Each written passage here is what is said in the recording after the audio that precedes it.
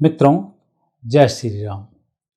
आपके बहुत सारे पत्र मेरे को प्राप्त हो रहे हैं। कुछ व्हाट्सएप के थ्रू भी आपके जानकारी मिल रही हैं। कुछ आप अपने यूट्यूब चैनल पर भी कमेंट्स हो रहे हैं।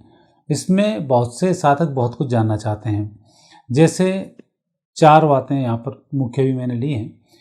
एक तो यह कि ये जो चावल यहाँ पर आए हैं, इन चावलों का करना क्या है। दूसरा, 22 तारीख को हम कौन सी पूजा, कैसी पूजा, कैसे रहें, क्या करें, दूसरा प्रश्न उनका आता है।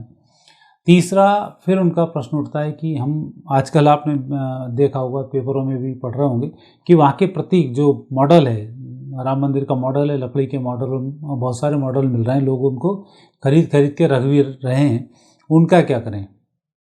और चौथा जो मुख्य है, वो अयोध्या जाने के लिए लोग उत्साहित हैं कि प्रभु श्री राम का हम दर्शन करें, क्योंकि भगवान राम है ही ऐसे कि हर व्यक्ति के अंदर एक उत्सुकता होती है कि हमें जल्दी से जल्दी उनके दर्शन हो जाएं। तो हर व्यक्ति उस अभिलाषा में भी लगा हुआ है, प्रभु से प्रार्थना भी कर रहा है। लेकिन इन सब बातों के जवाब मैं आपको सिलसिलेवार तरीके से देता हूँ और अधिक समय वेस्ट नहीं करते, हम सीधी हम बात करते हैं। तो सबसे पहले हम बात करते हैं चावल का क्या करना है। मित्रों, आपको घर घर में अभी भगवान राम के सेवकों के द्वारा चावल पहुंचाए गए हैं और एक पन्ना भी आपको साथ में दिया है कि मंदिर की लंबाई चौड़ाई, इसके बारे में बताया, मंदिर के संदर्भ में छोटी सी जानकारी उपलब्ध आपको कराई है। आपने सुना होगा कि शादी के पहले पीले चावल भेजे जाते थे आपको बुलौए के लिए। वो कई बार लड़ने में भी आपने देखा होगा, कोई व्यक्ति आ जाता लड़ने के लिए, पहुंच जाता है कि भैया मेरा वो, मैं ऐसा कर रहा हूँ, मैं आ गया हूँ।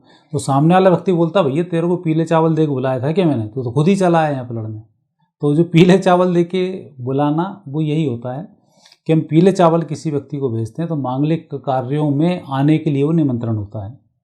तो आप ये मानकर चलें कि ये प्रभु का निमंत्रण है, जो पीले चावल आपको प्राप्त हुए हैं। अब इन पीले चावलों का क्या करना, और फालतू का कोई इसमें बकवास और बहस की कोई बात नहीं है। जिन्हें सुनना है सुने, नहीं सुनना है बिल्कुल नहीं सुने। सत्य यही है कि ये प्रभु की तरफ से आए हुए ही चावल हैं, जिनको आप भक्ति भाव से रखेंगे आपको लाभ मिलेगा। इन चावलों को 22 तारीख को आप जब अपने भगवान की पूजन करेंगे, उसमें इन चावलों को समर्पित करना है। अन्नपूर्णा देवी की तरफ से आपको यह निमंत्रण है। इस निमंत्रण को आपको स्वीकार करना है, आपको मस्तिष्क पर लगाना है और अपने भगवान वाले स्थान पर, चूँकि प्रभु के चावल हैं इसलिए इनको चाहे अपनी कोई डिब्बी ले लें, उसमें हमेशा आप इसको सुरक्षित रखें। तो आपको भी एक याद बनी होगी कि कभी हमारे पूर्वजों को भगवान राम के मंदिर से पीले चावल के द्वारा निमंत्रण आया था।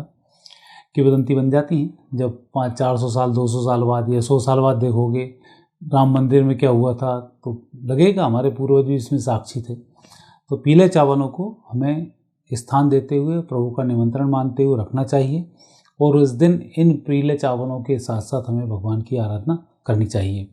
और जब हम भगवान की आराधना करेंगे, पीले चावलों को संभाल के रखेंगे और आप मानकर चलना कि ये चावल स्वयं सीता जी और भगवान श्री राम, इन दोनों का स्वरूप हैं जो आपके पास में यहाँ पर उपस्थित हैं, और आप उनके रूप में ही भगवान की आराधना करें।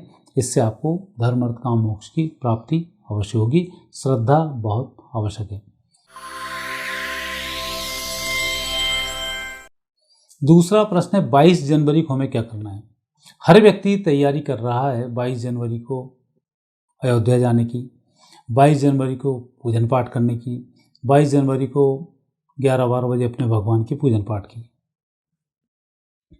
अब यहाँ पर स्थिति ये कि ये रामलला 500 वर्ष के बाद आए हैं, इसलिए उनकी प्राण प्रतिष्ठा का समारोह है और वहाँ पर मंदिर में उनकी प्राण प्रतिष्ठा पूजा की जाएगी।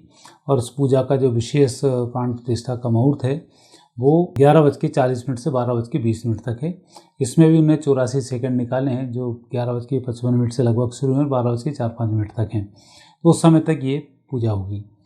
लेकिन आपको अपने भगवान जो आपके यहाँ हैं उनकी प्रतिदिन के अनुसार पूजन करनी है। सुबह 6 से 7:30 बजे तक करें या 9 से 10:30 बजे के बीच में आप अपने भगवान की पूजा करें। लेकिन अपने भगवान को भी नवीन वस्त्र धारण कराने हैं, मीठा उनको माखन मिश्री का भोग लगाना है माखन मिश्री नहीं हो तो जो भी आपके यहाँ लड्डू बड्डू जो भी बने हो तो उनका आप भोग उन्हें अवश्य लगाएं। और हो सके तो कन्या भोजन, चूँकि पूरे भारत में आयोजन हो रहा है, मिले ना मिले पर कराया जा सकता है। भगवान को खीर बहुत प्रिय होती है, इसलिए खीर का भोजन बनाना। भगवान के जन्म के समय में पंजीरी बनाई जाती है धनिये की, तो धनिये को घी में सेंक कर पंजीरी बनाते हैं। उस पंजीरी का बनाना, इसमें ये करना चाहिए जो आपके लिए अच्छा होता है और साधना में भी सहायक होता है। क्योंकि 12 बजे के लगभग जो प्राण प्रतिष्ठा हो रही है, उस प्राण प्रतिष्ठा को आप टीवी चैनलों पर भी देखेंगे और सभी तरफ से अच्छी अच्छी सूचनाएं आपको प्राप्त होंगी। तो आप देखें भी प्रभु की तरफ और अपने हाथ में माला ले लें, तुलसी की माला से राम सीता, या जो भी आपके गुरु मंत्र हैं, जिन भगवान की आप आराधना करते हैं, चाहे शंकर भगवान हो, चाहे देवी जी हों, चाहे आपके गुरु मंत्र हो, कोई भी मंत्र हो, उस मंत्र की आपको माला का जाप करना है। ये विशेष घड़ियाँ होती हैं जब वेद मंत्र चल रहे होते हैं और हम उनके बीच में कुछ जाप करते हैं, करोड़ों गुना उसका फल प्राप्त होता है। हम फल की चिंता भी नहीं करें, वर्तमान को आनंदित करने के लिए भी इस समय का बहुत अच्छा आप उपयोग करेंगे। और सायंकाल, चूँकि 500 वर्ष के बाद भगवान रामलला का प्राकट्य हुआ है, इसलिए दीपावली हमें आज मनानी है। क्योंकि पहले दीपावली देव दीपावली मनती थी, फिर जब भगवान राम का वनवास हुआ तब दीपावली मनना बंद हो गई। राम सीता का जब अयोध्या में आगमन हुआ तब अमावस्या का दिन था, उस दिन दीपावली मनाई गई। फिर दीपावली अमावस्या से आज तक प्रसिद्ध है। अब हम भी जिस दिन भगवान रामलला विराजमान होंगे, उस दिन हमें दीपक जरूर लगाना है। और दीपक वही लगाने हैं जो हम लक्ष्मी जी के समय में लगाते हैं। कम से कम 13 से 15 दीपकों की आरती करें और 21 दीपक आप अपने घर में अवश्य लगाएं। ऐसा करने से आपके घर में धन संपदा की भी प्राप्ति होगी। और आप खुद देखेंगे मंत्रों के बीच में जब ये उपाय करते हैं तो उपाय के कितने फ़ायदे होते हैं। क्योंकि हम तो साधना करते हैं, कुछ करते हैं, पता है, लेकिन आप एक दिन आप साधना करें, आपको इसका लाभ जरूर मिलेगा।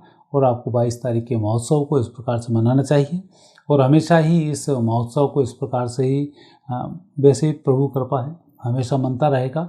और इस दिन आप मनाएंगे तो आपको भी आनंद की एक अलग अनुभूति होगी। क्योंकि प्रभु श्री राम हैं, जब अवध प्रभु श्री राम पधारे हैं, मर्यादा पुरुषोत्तम होने के बावजूद भी हर व्यक्ति से अलग अलग मिले हैं। लोगों को लगा कि प्रभु ने मेरे साथ वार्तालाप किया, मेरे साथ रहे, इतने स्वरूप उन्होंने बना लिए। तो 20 तारीख को भी यही घटना रहेगी, उनके विभिन्न स्वरूप आपको देखने को मिलेंगे, उनकी आप साधना अवश्य करें। आजकल कई लोगों ने वहाँ के मंदिरों के मॉडल्स मंगवा लिए ऑनलाइन, कुछ लकड़ी के, कुछ प्लास्टिक के, ऐसे। तो इन चीज़ों का क्या किया जाए? एक तो आपने मंगवा लिए, कोई दिक्कत नहीं होना चाहिए, और घर में मॉडल के तौर में रखा जाए तो अच्छा लगता है। तो भगवान श्री राम जी का मॉडल आपने मंगवा लिया है, घर में रखा हुआ है, तो पहले तो साफ स्वच्छ स्थान पर रखें। क्योंकि हम मर्यादा पुरुषोत्तम की बात करते हैं और मर्यादाओं में जितना रहेंगे उतना हमें फ़ायदा होता है। तो सबसे पहले इसको स्वच्छ स्थान पर रखा जाए, साफ स्वच्छ, जो देखने में अच्छा लगे, और इसके अलावा उसका कोई अलग से महत्व नहीं होता है। दूसरा, हमारे यहाँ एक बड़ी महत्वपूर्ण बात है, हर व्यक्ति फ़ोटो खींचना, सेल्फी लेना इसके लिए लगा होता है। पर सनातन संस्कृति में भगवान के फ़ोटो लेने का नियम इसलिए नहीं है कि भगवान का हर दिन का एक अलग स्वरूप होता है। यदि आज के स्वरूप की आप प्रतिदिन आराधना करोगे तो आप आगे नहीं बढ़ पाओगे, वही स्वरूप से आप रोज़ आराधना करते रहोगे। इसलिए भगवान के जो स्वरूप हैं प्रतिदिन बदले जाते हैं। घर में भगवान के लिए फूल रखना, वस्त्र पहनाना, माला पहनाना, हर दिन अपने हिसाब से अलग अलग रखा जाता है। और उस दिन जो पुजारी की भाव होती है उसके अनुसार सारी व्यवस्थाएं होती हैं। बल्लभ संप्रदाय में जाकर आप देखेंगे तो आपको इस विशेष प्रणालिका के बारे में बहुत सी चीज़ों का अनुभव होगा।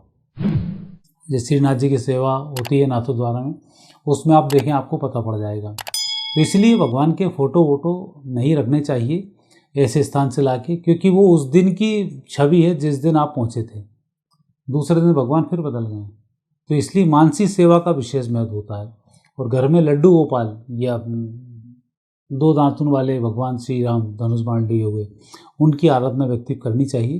काक भुसुंडी जी वाला कांड आप जब उसमें पढ़ेंगे रामचरितमानस में, तब आपको उसकी महत्ता फिर समझ में आएगी। तो आप उसको भी पढ़ें तो आपको उसमें लाभ मिलेगा। तो इस प्रकार से चित्र का, मॉडल्स का आपको विशेष ध्यान रखना चाहिए, शुद्धि का विशेष इसमें ध्यान रखें। अब एक प्रश्न फिर लोगों के मन में खड़ा होता है, अयोध्या जाने के लिए लालायित होना।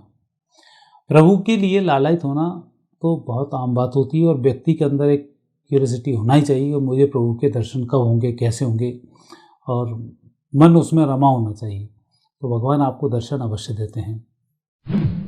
लेकिन अभी अयोध्या में प्राण प्रतिष्ठा का मुहूर्त है, लाखों लोगों की वहाँ पर भीड़ उपस्थित है। भीड़ में आप प्रभु के दर्शन आंख भर के भी आप नहीं कर पाएंगे। तो जब दर्शन नहीं हो पाएंगे तो ऐसे जगह जाने से कोई मतलब बहुत ज़्यादा होता नहीं है।